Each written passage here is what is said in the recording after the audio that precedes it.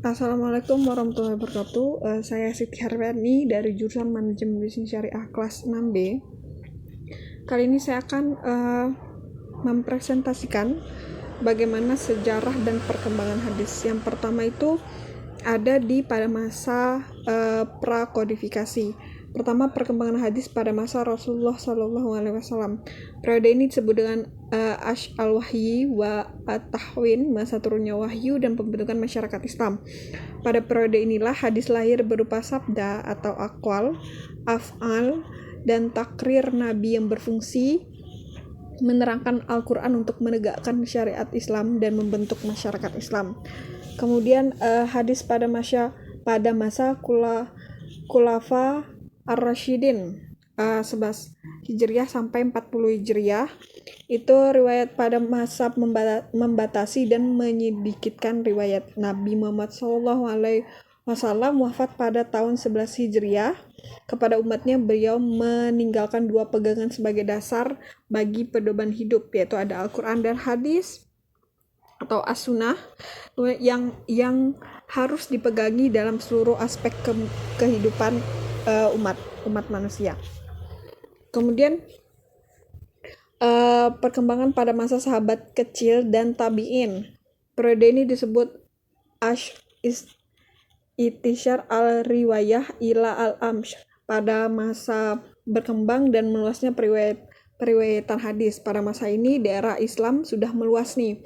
Kemudian daerah itu ke negeri Syam, Irak, Mesir, Samarkand, bahkan pada tahun 93 Hijriah meluas sampai ke Spanyol. Jadi perkembangannya itu sudah sampai ke Spanyol.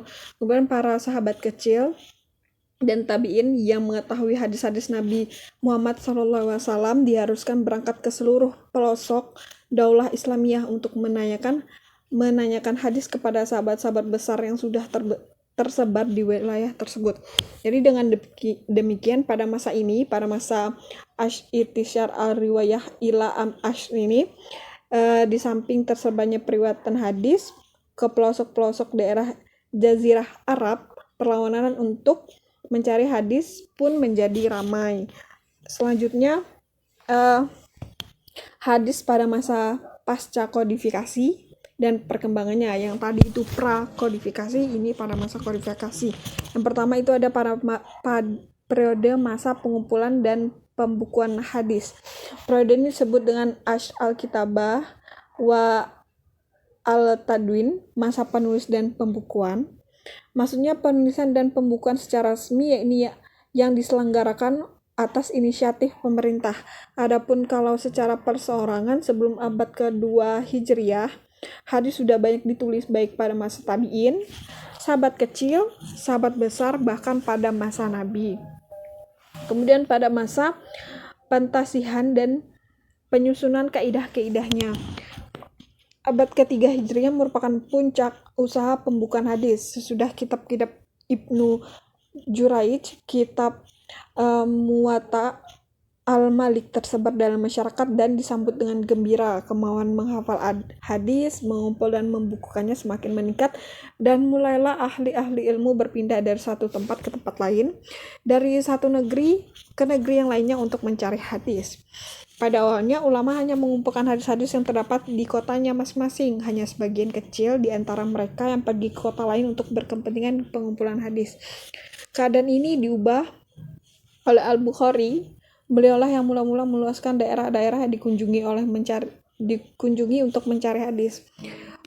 Beliau pergi ke Maru, Naisabur, Rey, Baghdad, Basrah, Kufah, Mekah, Madinah, Mesir, Damsyik, Kusariyah, Askalani, dan Hims. Kemudian itu ada periode dari awal abad keempat Hijriah tahun 656 Hijriah. Periode ini dimulai dari abad ke-4 hingga tahun 656 Hijriah, yaitu pada masa Abbasiyah angkatan kedua.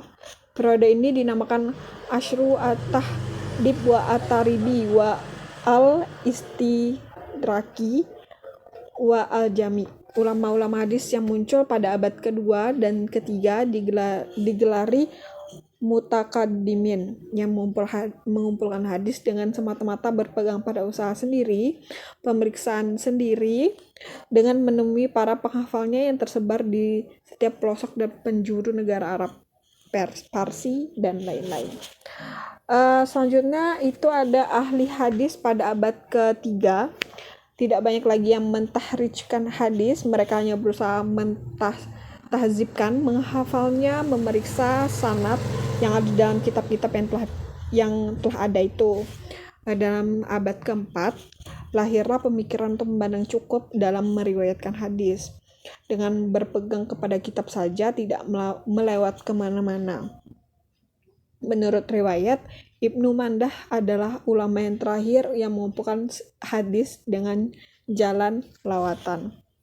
Kemudian ada periode tahun 65 Hijriah sampai dengan sekarang nih. Periode ini adalah masa sudah meninggalnya Khalifah Abbasiyah ke-17 Al-Mutashim sampai sekarang. Periode ini dinamakan Ahdu As-Sahri wal Al-Jami wa Takhrij wa Al-Bahsi, yaitu masa pensyarahan, penghimpunan, pentahrijan, dan pembahasan. Usaha-usaha yang dilakukan oleh ulama dalam masa ini adalah menerbitkan isi-isi kitab hadis, menyaringnya, menyusun kitab 6 kitab tahrij, serta membuat kitab-kitab jami yang umum. Terus ada biografi singkat ulama hadis ini yang membuat hadis. Biografi dan pemikiran Imam Malik bin Anas dalam ilmu hadis. Imam Malik nama lengkapnya adalah Abu Abdullah Malik ibnu Anas bin Malik bin Abi Mair bin Binal Binal Haris bin Gaiman bin Husail bin Amral Haris Asbai al-Madani. Imam Malik disebut juga sebagai imam yang kedua dari 4 serangka imam dalam Islam secara segi umur. Ia mendapatkan julukan Syekh al-Islam dan Imam Dar al-Hijrah. Ia berasal dari keluarga yang terhormat dan berstatus sosial tinggi. Kakeknya berasal dari Yaman yang bernama Abu Amir dan ayahnya bernama Anas bin Malik. Pada usia beliau sudah bisa menghafal Al-Quran, hadis, serta menghadiri majelis-majelis keilmuan di sekitar daerah rumahnya. Kemudian biografi dan pemikiran Imam Al-Bukhari. Imam Al-Bukhari yang bernama asli Muhammad bin Ismail bin Ibrahim bin Mughirah bin Al-Bazibah atau yang sering dipanggil sebagai Abu Abdullah, yang dilahirkan pada hari Jumat 13 Awal pada tahun 1194 di Bukhara. Nama Bukhari dinisbatkan pada tempat lahirnya yang tadi menyebabkan ia masyhur dengan nama itu.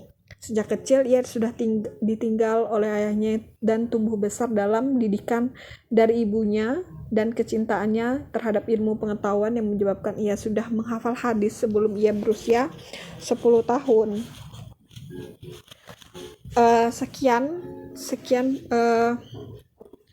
Sekian presentasi dari saya. Maaf apabila banyak kurang. Mohon dimaafkan. Assalamualaikum warahmatullahi wabarakatuh.